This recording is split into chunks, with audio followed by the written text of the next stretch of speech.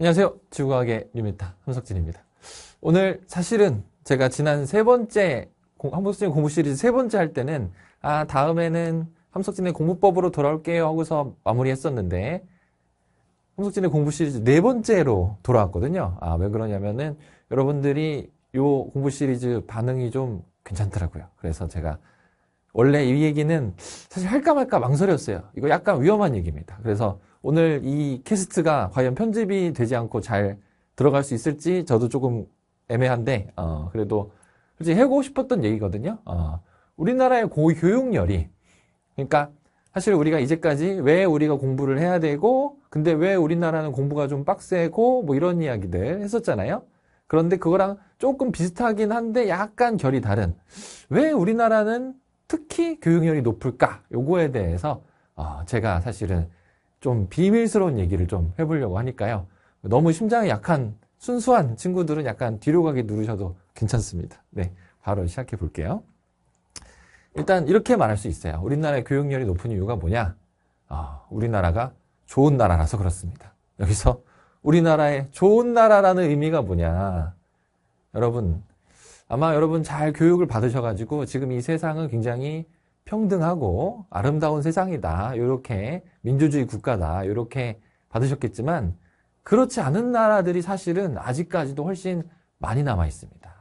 예를 들어서 여러분들 알다시피 뭐 영국이라든가 일본 같은 나라, 그 외에 유럽의 몇몇 나라들에는 아직도 왕도 있고, 그 다음에 물론 이 왕이 엄청나게 옛날처럼 막 권력을 휘두르거나 나쁜 짓을 하거나 그러지는 않죠.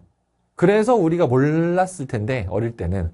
그런데 실제로 어른이 돼가지고 여러 가지를 보다 보면은 사실은 옛날부터 내려온 계급이 거의 상당히 남아있는 나라들이 있어요. 그래서 막 왕족까지는 아니더라도 귀족 정도만 돼도 그 유산이 많이 남아있으니까 그 유산으로 좀 그냥 계속 잘 사는 거야. 그리고 귀족이 아니고 원래 평민이었던 계급은 노력을 해도 사실은 계속 평민인 거야. 그래가지고 실제로 이게 굉장히 많은 나라들에 남아있는 편입니다. 그래서 유럽 같은 나라들은 굉장히 공부를 그렇게 열심히 해도 삶이 크게 달라지지가 않아요. 왜냐하면은 그 물려온 격차를 뒤집을 수가 없으니까. 그래가지고 조금 그냥 현재 상황에 만족하고 그냥 현재를 즐기면서 사는 성향이 좀 있습니다. 물론 유럽이 대신에 복지를 또 잘해주는 것도 있긴 하죠. 근데 또 한편으로는 복지를 잘해준다는 게 아시다시피 세금을 굉장히 많이 걷어서 거의 50%를, 버는 돈의 한 50% 정도를 세금으로 걷어가지고 이렇게 해가지고 복지를 해주는 거거든요. 그러다 보니까 대부분의 이런 복지 국가들은 그냥 젊었을 때 일을 하면은 일을 한 거 절반을 세금으로 내고, 그 다음에 일이 끝나서 은퇴를 하게 되면은 자기가 낸 세금으로 거의 연금 받아가지고 생활하다가 이 생을 마치는 거의 이런 삶을 살게 됩니다. 무슨 말이냐면은 엄청난 부를 쌓아가지고 막 뭘 할 수가 없어요. 심지어 젊었을 때 일을 할 때는 좀 도시에 살다가도 나중에 이제 일을 못하게 되면은 쌓아놓은 돈이 없기 때문에 다시 원래 고향으로 돌아가거나 시골로 좀 내려가는 그런 현상들이 이런 북유럽이나 복지국가들의 생각보다 많이 있습니다. 그래서 결론은 무슨 말이냐면은 이런 나라들은 열심히 해도 별로 삶이 크게 바뀌지 않는다는 거예요. 근데 우리나라는 6.25 때 리셋을 한번 했죠. 이게 정말 역사적으로 굉장히 좀 의미 있는 일인데, 우리나라도 당연히 왕족도 있고 귀족도 있고 많은 것들이 있었지만 일제시대를 한번 겪으면서 굉장히 많은 변화가 있었고요. 그다음 일제시대 끝나고 6.25를 겪으면서 나라가 한번 박살이 났어요.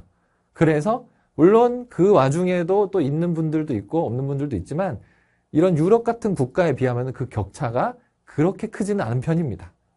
그래서 우리나라는 아직은 열심히 공부를 해가지고 혹은 꼭 공부가 아니더라도 본인의 일을 잘 해가지고 좋은 성과를 거두면은 제가 뭐라고 딱 말을 하진 않겠습니다. 좋은 일이 있다.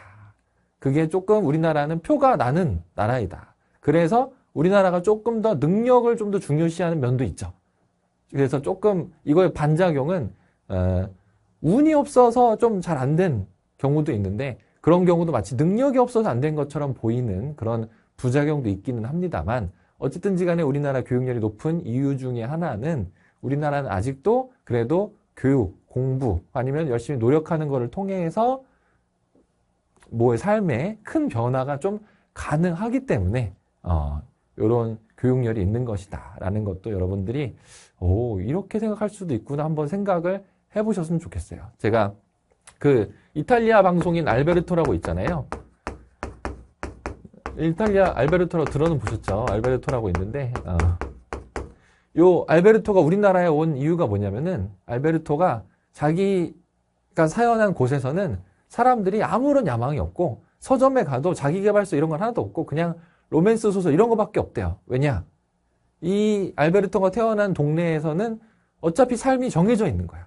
그래서 알베르토는 그게 너무 좀 지겹고 의미가 없다고 생각을 해서 다른 나라들을 돌아다니다가 우리나라 완전 화끈하죠. 우리나라는 삶에 엄청난 변화가 있는 나라니까 그거의 매력을 느끼고 우리나라에 정착을 했다고 합니다. 예. 제가 알베르토만 보고 지금 이 얘기를 꺼낸 건 아니고요. 제가 굉장히 많은 사례들을 보니까 이런 게 있더라고요. 네. 그래서 요거를 참고를 해서 그러면은 그러니까 제 얘기는 이런 얘기예요. 그러니까 우리나라 교육열이 높은 이유는 그래도 우리나라는 여러분의 노력을 통해서 많은 변화가 가능한 나라이기 때문이에요. 그러면 교육열이 좀 세지 않은 공부 많이 안 시키는 나라는 변화가 없고 여러분이 노력을 해도 삶의 큰 향상 이런 거는 좀 없는 그런 나라들입니다. 그럼 여러분은 어떤 나라에 살고 싶으신가요? 물론 지금 너무 빡세가지고 여기 알베르토가 이렇게 말한 유튜브 댓글에도 이탈리아 가고 싶다. 이탈리아에서 되게 평범하게 살고 싶어. 약간 이런 댓글도 봤어요. 네, 그게 좋다고 생각할 수도 있습니다. 제 말은 이런 삶도 있고 저런 삶도 있는데 우리나라는 일단 이런 삶이 되었다. 장단점이 있다. 이런 얘기를 드리고 싶습니다. 네, 그래서 오늘 게스트는 여기서 마무리하도록 하겠습니다. 감사합니다.